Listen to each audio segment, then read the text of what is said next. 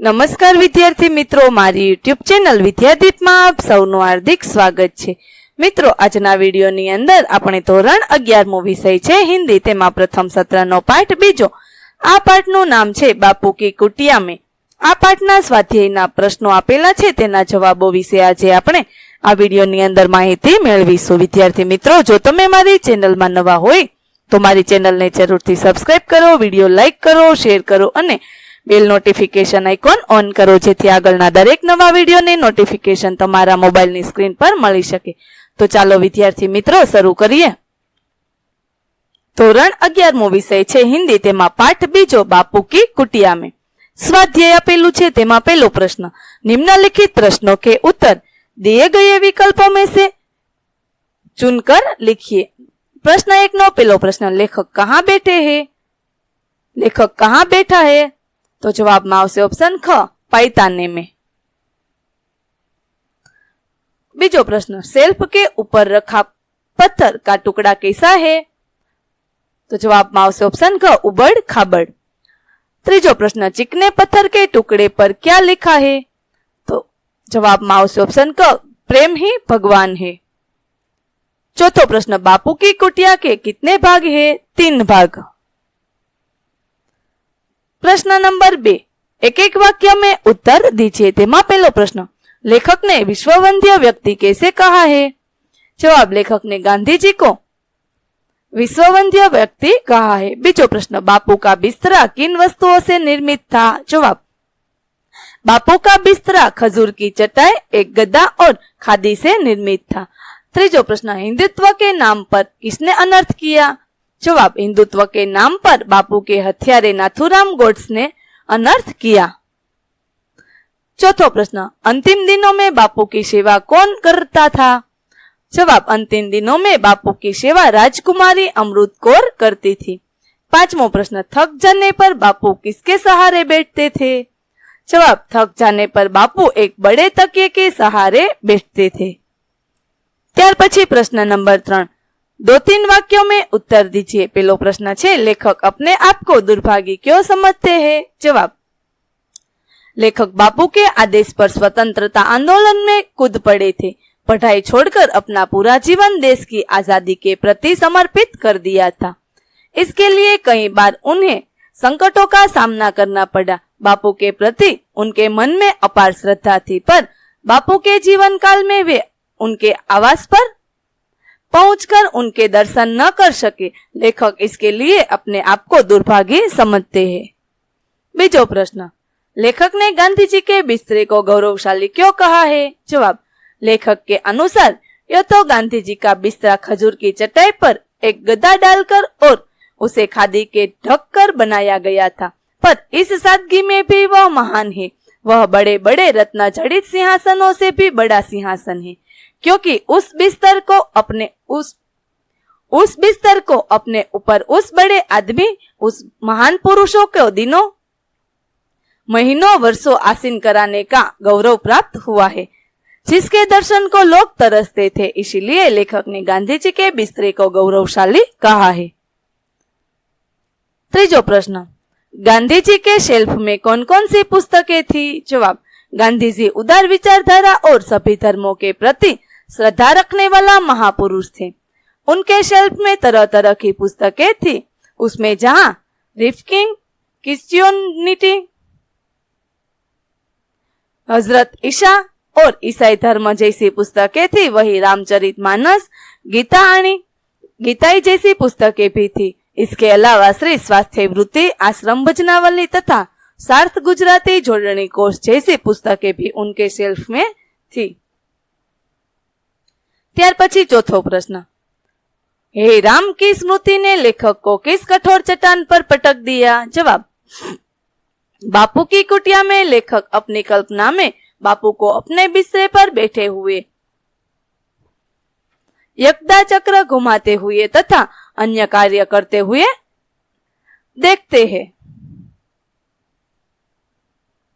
तभी लेखक की नजर दीवार पर उभरे हे राम शब्द पर पड़ती है। वे एकाएक कल्पना लोक से उठकर ऐसी कठोर चट्टान पर पटक दिए जाते हैं जहां हे राम शब्द ने उन्हें बापू के अपने बीच न होने का एहसास करा दिया। उन्हें लगा कि बापू उनसे छीन लिए गए हैं। ત્યાર પછી પ્રશ્ન 3 નો 5મો પ્રશ્ન, बापू के तीनों बंदर ईश्वर से क्या कर रहे हैं? जवाब, बापू के तीनों बंदर ईश्वर से कह रहे हैं कि आंखें, कान और जबान बंद करके आत्मस्थ होकर देखो तो लगेगा कि बापू यही है। ત્યાર પછી प्रश्न नंबर 4, 5 से 6 पंक्तियों में उत्तर दीजिए। पहलो प्रश्न, बापू की कुटिया में आकर लेखक अपना सौभाग्य क्यों मानता है? जवाब, लेखक गांधी जी के जीवित रहते उनके साबरमती आश्रम नहीं आ पाया, वह इसे अपना दुर्भाग्य मानता है। उन्हें न रहने पर, उनकी कुटी में आने पर उसे लगता है कि यदि वह उन दिनों आता तो उनके बिस्तर के निकट इतनी देर तक न बैठ पाता। उस शांत एकांत में उनकी कुटिया से इतना तादात्म्य स्थापित करने का खुशी भी उसे न मिल पाता।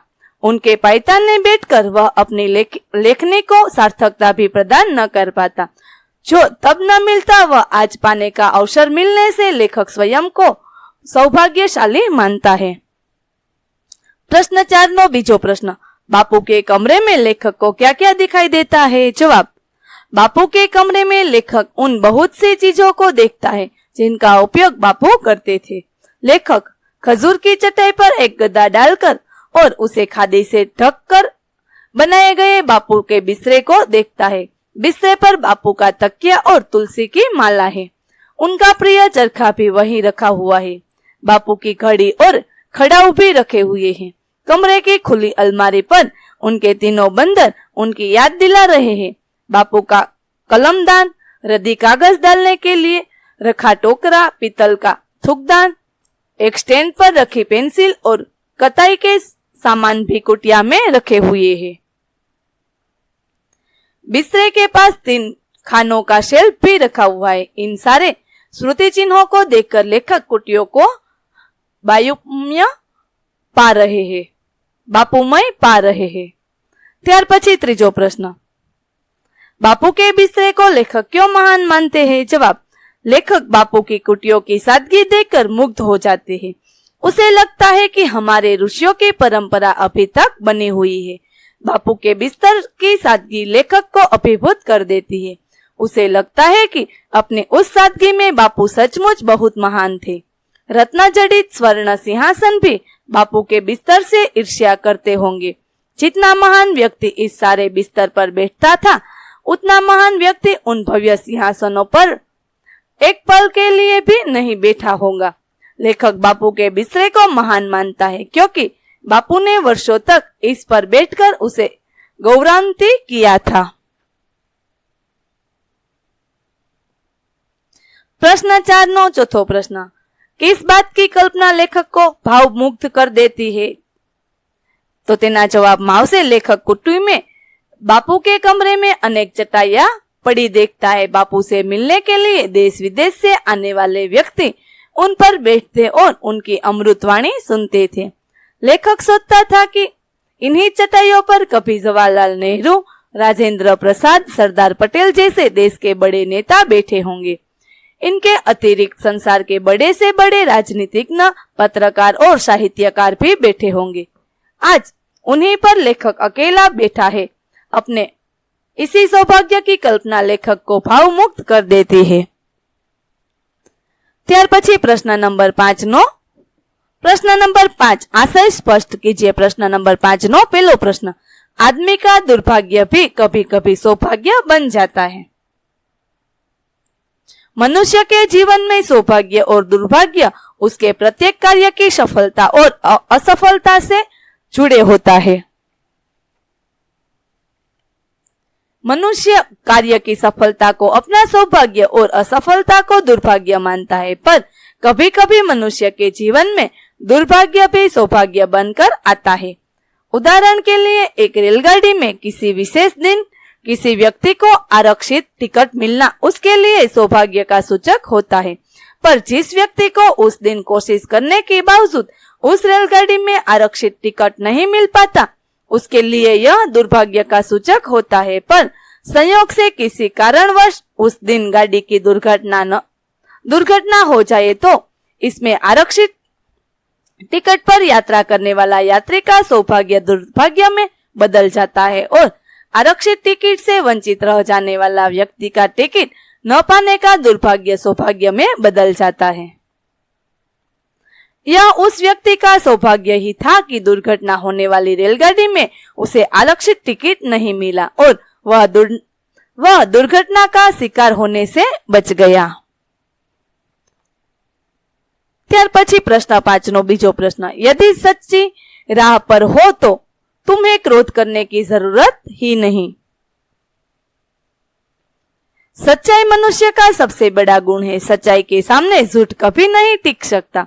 सच्ची राह पर चलने वाला व्यक्ति निर्भीक होता है। उसे अपने सच्चाई के सबूत के रूप में इधर उधर की बिशीर पैर की मनगढ़ंत बातें जोड़नी नहीं पड़ती। सच्ची राह पर चलने वाला व्यक्ति को कितना भी उत्तेजित क्यों न किया जाए, वह अपना धैर्य कभी नहीं खोता। उसका कारण यह है कि उसे यह पता होता है कि आखिरकार विजय उसके सच की ही होगी। सच्चाई की राह पर चलने वाला व्यक्ति शांतिपूर्ण ढंग से अपने लक्ष्य की ओर बढ़ता है। इसका प्रत्यक्ष प्रमाण है महात्मा गांधी। वे देश को स्वतंत्र कराने का उद्देश्य लेकर सच्ची राह पर आगे बढ़े। उन पर अनेक प्रकार के अत्याचार हुए पर उन्होंने कभी प्रतिक्रिया में कभी क्रोध नहीं किया। वे शांतिपूर्ण ढंग से निष्ठापूर्वक सच्चाई के मार्ग पर चलते रहे और एक दिन अपने उद्देश्य में सफल हुए। उन्होंने देश को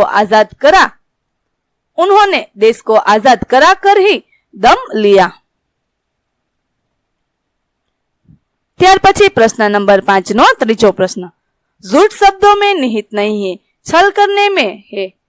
चुप्पी साध कर भी झूठ बोला जा सकता है। आमतौर पर खुलकर साफ साफ शब्दों में किसी सच बात को उसके विपरीत रूप में बनाकर कहना या पेश करना झूठ कहलाता है। इसके अतिरिक्त झूठ के अन्य रूप भी है और ये साफ साफ शब्दों में मैं झूठ बोलने से कहीं अधिक बुरे होते हैं। ये झूठ छल कपट के रूप में होता है। ऐसे मामलों में किसी सच बात को सच न कहकर उस पर चुप्पी साधकर दोहरे अर्थ वाले शब्दों का प्रयोग कर, किसी शब्दांश पर विशेष ओर देकर, आंख से संकेत कर तथा किसी वाक्य को विशेष महत्व आदि देकर झूठ का प्रयोग होता है। इस प्रकार की हरकतों का गूढ़ अर्थ अथवा आशय साधारणतः प्रत्यक्ष रूप में नहीं खुलता, पर वास्तव में यह बहुत महत्व रखता है। इस प्रकार का झूठ प्रयोग बहुत भयानक होता है और इसके पीछे झूठ बोलने वाले की बुरी नीयत होती है। ત્યાર પછી प्रश्न नंबर 6, दिए गए विधानों की पूर्ति करके उचित विकल्प चुनकर पूरा वाक्य फिर से लिखिए। पहलू वाक्य, अपने बिस्तरे पर बैठे बापू अपने यरवदा चक्र को घुमा रहे हैं। बीजू, बापू को समझने के लिए इस छोटे से सेल्फ को भली भांति देखना ही होगा। त्रीजू, इन्हीं चटाइयों पर देश विदेश के बड़े बड़े व्यक्ति बैठते और बापू के मुख से निकले वचनामृत का पान करते। ત્યાર પછી प्रश्न नंबर 7, सामासिक शब्दों का विग्रह कर समास के प्रकार बताइए। चरण स्पर्श, चरणों का स्पर्श, षष्ठी तत्पुरुष समास। कलम दान, कलम के लिए दान, रखने का पत्र, संप्रदान तत्पुरुष समास। रत्न जड़ित, रत्नों से जड़ित, करण तत्पुरुष समास। स्वर्ण सिंहासन, स्वर्ण से निर्मित सिंहासन, मध्यम पदलोपी समास। भाव मुग्ध, भाव से मुग्ध, करण तत्पुरुष समास। वचनामृत, वचन रूपी अमृत, कर्मधाराई समास। ત્યાર પછી પ્રશ્ન નંબર 8, પ્રત્યય અલગ કીજીએ। અહીં જે શબ્દો આપેલા છે તેમાં આપણે પ્રત્યય અલગ કરવાના છે। હિન્દુત્વ તો અહીં પ્રત્યય થશે ત્વ, અર્થવાલા તો વાલા, સાહિત્યિક તો પ્રત્યય થશે એક, સ્વચ્છતા તો આ શબ્દમાં પ્રત્યય થશે તા, ચટાઈયા તો આ શબ્દમાં પ્રત્યય થશે યા। વિદ્યાર્થી મિત્રો, અહીં આપણે ધોરણ 11મો વિષય છે હિન્દી, તેમાં પ્રથમ સેમેસ્ટરનો પાઠ બીજો, બાપુ કી કુટિયા में। આ પાઠના સ્વાધ્યાયના પ્રશ્નોના જવાબો પૂરા કરીએ છીએ. આગળના પાઠના સ્વાધ્યાયના પ્રશ્નોના જવાબો મેળવવા માટે મારી ચેનલને જરૂરથી સબસ્ક્રાઇબ કરો. વિદ્યાર્થી મિત્રો, ફરી મળીશું પાઠ 3 ની અંદર. ત્યાં સુધી આવજો.